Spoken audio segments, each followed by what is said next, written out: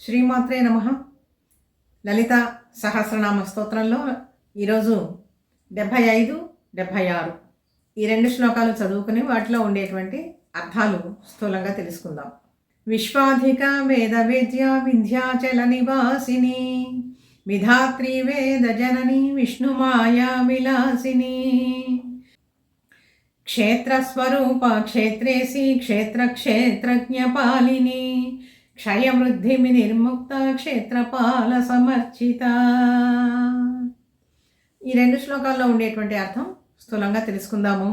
ఇందులో 75వ శ్లోకంలో మొదటి నామం విశ్వాధిక. విశ్వమే చాలా విశాలంగా ఉంటుంది అని చెప్పి మనం అనుకుంటూ ఉన్నాం. కానీ ఒక భూమిని చూసి అబ్బో ఎంత ఉన్నది అని చెప్పి అనుకుంటూ ఉంటే భూమి ఒక సౌర కుటుంబంలో ఏదో ఒక భాగం. ఇటువంటి సౌర కుటుంబాలు కోటాను కోట్లుగా ఉంటాయి విశ్వం మొత్తంలో కూడా. ఇంత విశ్వము కూడా తల్లికి చాలా అణుమాత్రంగా ఉంటుంది, పరమేశ్వరికి. అందుకని కనిపిస్తూ ఉండేటువంటి ఈ విశ్వం కన్నా కూడా చాలా అధికమైనటువంటి తత్వం కలిగినటువంటి తల్లి. అందుకని విశ్వాధిక వేదవేద్య. వేదవేద్య అంటే వేదముల వల్ల తగినటువంటి తల్లి. మనకు తెలిసినటువంటివి ఋగ్యజుస్సామ అధర్వణ వేదాలు. ఆ వేదాల యొక్క సారం ఉపనిషత్తుల యొక్క సారాంశం మహావాక్యాలు. ఆ నాలుగింటి ద్వారా తెలియబడేటువంటి తల్లి కాబట్టి ఆమె వేదవేద్య.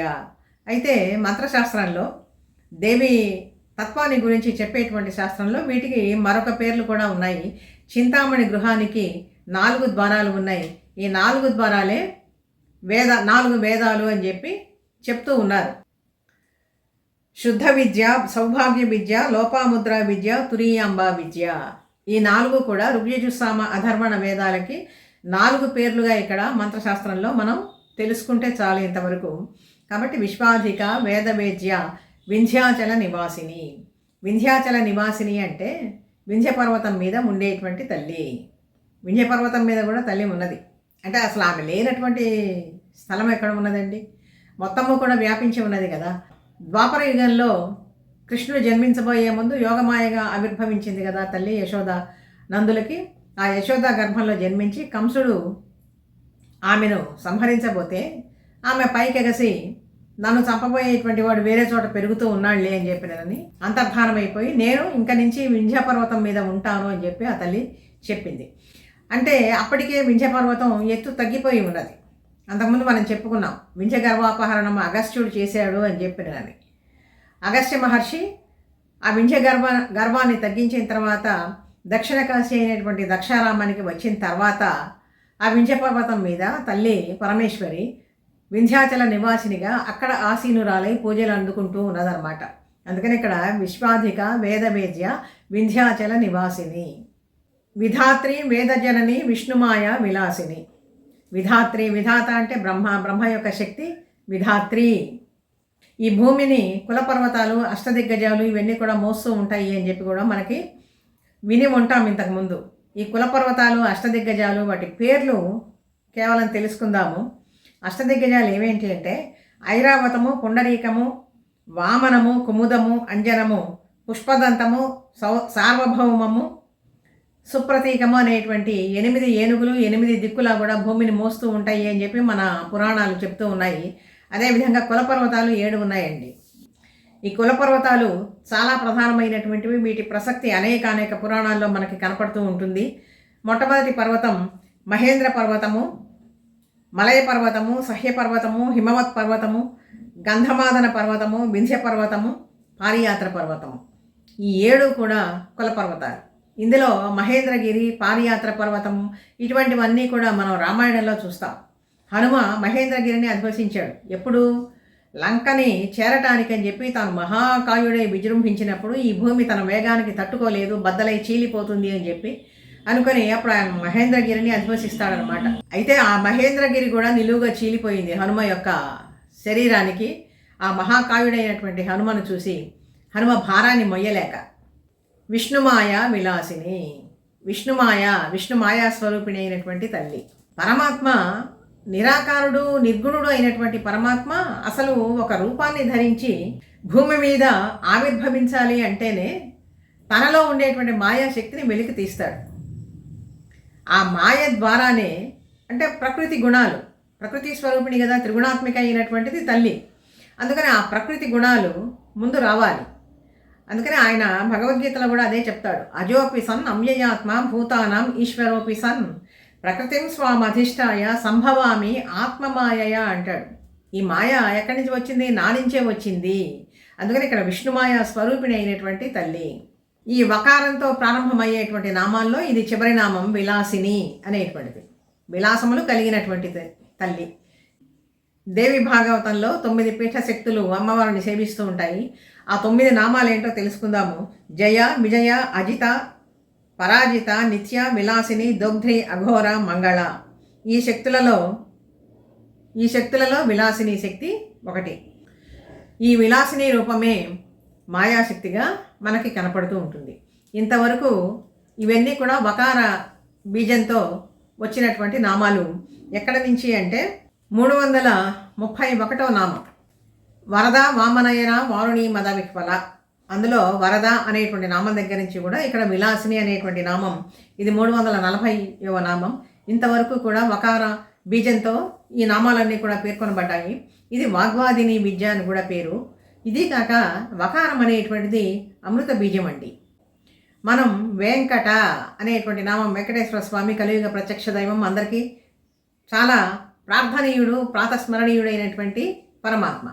ఆ వెంకట అనేటువంటి నామానికి కూడా తరిగొండ వెంగమాంబ తను రచించినటువంటి వెంకటాచల మహాత్మ్యంలో చెప్పింది తల్లి వకారం అంటే ఏమిటి అని. వకారము విలయగా వకారము అమృత బీజము కటములును సంపదర్థములనిచ్చు ఇచ్చుగావుత వెంకటాద్రి అయ్యే అని ఒక ఆమె నిర్వచనం ఇచ్చింది. వకారం అనేటువంటిది అమృత బీజము అని.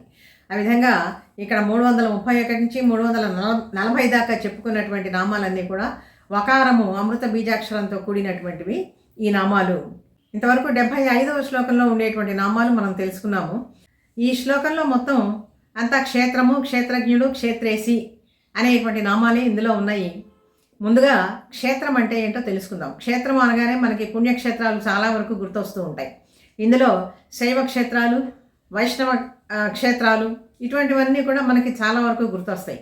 కానీ అసలు క్షేత్రము అంటే శరీరము అని ఒక అర్థం. ఇంకొకటి ఏంటి, క్షేత్రము అంటే పొలము అని చెప్పిన అర్థం. పొలంలో ఏం చేస్తాము, దానిలో విత్తనాలు వేసి పంటలు పండించి దున్ని చక్కగా పంటలు పండిస్తూ ఉంటాడు రైతు. అదేవిధంగా శరీరానికి ఏ విధంగా అన్వయం చేసుకోవాలి క్షేత్రము అంటే, ఈ క్షేత్రము శరీరం. ఈ శరీరాన్ని దేనికి ఉపయోగించుకోవాలి, దీన్ని చక్కగా మనం శుభ్రపరచాలి. పరమాత్మ యొక్క నామాలు, పరమాత్మ యొక్క తత్వము అనేటువంటి బీజాలు గనక, ఆ నామాలు అనేటువంటి బీజాలు గనక ఈ మనస్సులో చక్కగా నాటుకున్నట్లయితే మంచి పంటలు పండుతాయి, భక్తి పంట పండుతుందన్నమాట. అప్పుడు పరమాత్మ అనుగ్రహిస్తాడు. అందుకని క్షేత్రస్వరూప తల్లి క్షేత్రస్వరూపురాలై ఉంటుంది. ప్రకృతిలో ఉండేటువంటి అన్ని ప్రాణుల యొక్క శరీరాలు కూడా తల్లి స్వరూపమే. ఇవన్నీ కూడా అందుకనే ఇది క్షేత్రము అని చెప్పి పేరు ఈ శరీరానికి. క్షేత్రేసి, క్షేత్రేసి అంటే ఆ క్షేత్రములో ఉండేటువంటి ఆ జీవుడు. తల్లి ఇక్కడ క్షేత్ర స్వరూపురాలు, క్షేత్రేసి అయినటువంటిది కూడా తల్లి పరమేశ్వరి. క్షేత్రజ్ఞ పాలిని. క్షేత్రము క్షేత్రజ్ఞుడు, క్షేత్రాన్ని తెలుసుకున్నటువంటి వాడు క్షేత్రజ్ఞుడు. జ్ఞ అంటే తెలిసి ఉండటం అన్నమాట. మనం పూర్తిగా భగవద్గీతలో 13వ అధ్యాయము క్షేత్రజ్ఞ విభాగ యోగం, ఆ తత్వం అంతా కూడా తెచ్చి ఇక్కడ ఒక శ్లోకంలో పెట్టారనమాట. క్షేత్రజ్ఞ పాలిని. అర్జునుడు అడుగుతాడు, ప్రకృతి అంటే ఏంటి, పురుషుడు అంటే ఏంటి, క్షేత్రజ్ఞుడు అంటే ఎవడు, వీటిని గురించి చెప్పవయ్యా అని చెప్పినానంటే, ప్రకృతిం పురుషం చైవ క్షేత్రం క్షేత్రజ్ఞమేవచ ఏతద్వేదితుమిచ్చామి జ్ఞానం జ్ఞేయంచ కేశవ. ఏతద్వేదితుమిచ్చామి జ్ఞానం జ్ఞేయంచ కేశవ అని అడిగితే అర్జునుడు అడిగితే కృష్ణుడు సమాధానం చెప్తాడు. ఏమని చెప్తాడు, ఇదం శరీరం కౌంతేయ క్షేత్రమిత్యభిధీయతే ఏతద్యో వ్యతితం ప్రాహు క్షేత్రజ్ఞ ఇది తద్విధ అని చెప్పి చెప్తాడనమాట. ఇదం శరీరం కౌంతేయ, ఈ శరీరమే క్షేత్రమయ్యా, దీనిని తెలుసుకున్నటువంటి వాడు క్షేత్రజ్ఞుడు. క్షేత్రజ్ఞం చాపి మాం విద్ధి, క్షేత్రజ్ఞుడైనటువంటి జీవుడు కూడా నేనే అని చెప్పి అక్కడ కృష్ణ పరమాత్మ భగవద్గీతలో చాలా క్లియర్గా చెప్పేస్తాడు. క్షేత్రజ్ఞం చాపి మాం విద్ధి సర్వక్షేత్రేషు భారత. సమస్తమైనటువంటి స్థూల రూపమైనటువంటి దేహాల్లో ఉండేటువంటి జీవుడు కూడా నేనే. క్షేత్రజ్ఞయోర్ జ్ఞానం యత్తజ్ఞానం మతం మమ. క్షేత్రము, క్షేత్రజ్ఞుడికి సంబంధించినటువంటి జ్ఞానము, ఈ రెండు ఎవడైతే తెలుసుకుంటాడో ఆ జ్ఞానం అనేటువంటిది అది నా స్వరూపము. అదే తత్వం మనం సంపూర్ణంగా ఈ శ్లోకానికి సమన్వయం చేసుకోవచ్చు. క్షేత్రస్వరూప క్షేత్రేసి క్షేత్ర క్షేత్రజ్ఞ పాలిని క్షయ వృద్ధి వినిర్ముక్త క్షేత్రపాల సమర్చిత. క్షయ వృద్ధి వినిర్ముక్త.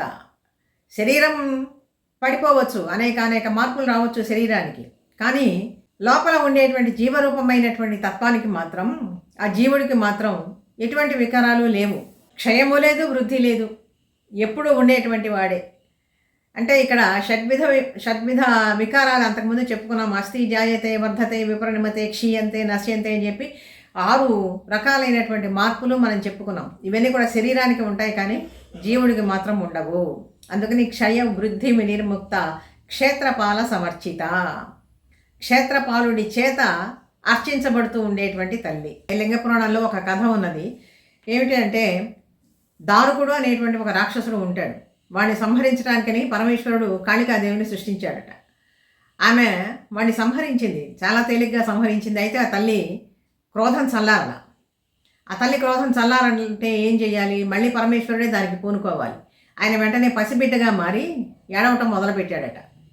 ఏడవటం మొదలుపెట్టేసరికి కాళిక ఎంత మహోగ్ర రూపంతో ఉన్నప్పటికీ కూడా తల్లి కదా, మాతృస్వరూపిణి కదా, ఆమె కోపమంతా కూడా చల్లారిపోయి ఏం చేసింది?